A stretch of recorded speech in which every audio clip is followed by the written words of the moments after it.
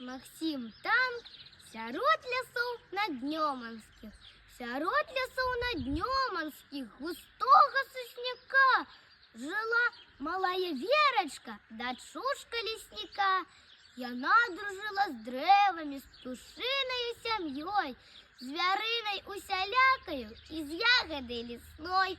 Ды вось аднойчы восенью лес чуе не пяе, і стала ёй нявесела, сум агарнуў яе. Шкадай ападаючых лістоў і матылькоў, шкадай адлятаючых у вырай журавоў. І вось пацешыць Верочку жучкі прыбеглі спрытныя, камарыкі гулівыя, мурашкі працавітыя, гудуць, звіняць і раяцца, святанне ўначы. Не знаюць, як гаротніцы у бядзе дапамагчы. Прыбеглі зайцы шэрыя, вавёрачкі гулівыя, бабры, лісіцы, вожыкі, казулі палахлівыя. Паселі кругам раяцца, світання да начы. Не ведаюць, як Верачцы у бядзе дапамагчы. Усёй сям'ёй з'явіліся цецерукі стракатыя, глушы вароны совамі, ды з дятламі насатымі. Сядзяць на дрэвах раяцца, світанне да начы. Не ведаюць, як Верачцы у бядзе дапамагчы. Пачуў пра гэта павучок, пытае, што за гул? Моя сябры таварышы, як-небудзь дапамагу. Ну і дзе табе, маўчаў бы лепш, ты ў засені лістка. Гавораць і смяюцца ўсе з малога павучка.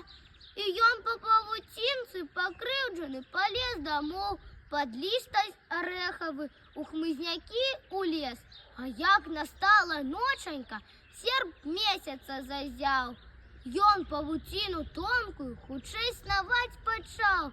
Ад кусціка да кусціка, між лапак і галін, ад елкі да сасоначкі, ад неба да зямлі, а потым зоры ясныя з краплістаю расой. Пасеяў ён званочкамі на павуцінцы той. Калі ж прачнулася зара, і ветрык прыляцеў, лес залатымі струнамі ажыў, зазвінеў. На звон устала Верочка, сцяжынаю лясной, ідзе яна і дзівіцца, што лес спявае з ёй.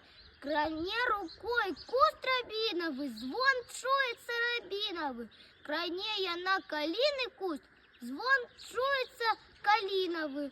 А сонца струны павучка кране празрыстым промнем, заслухаешся, як гудуць бары лясы над Днёманам.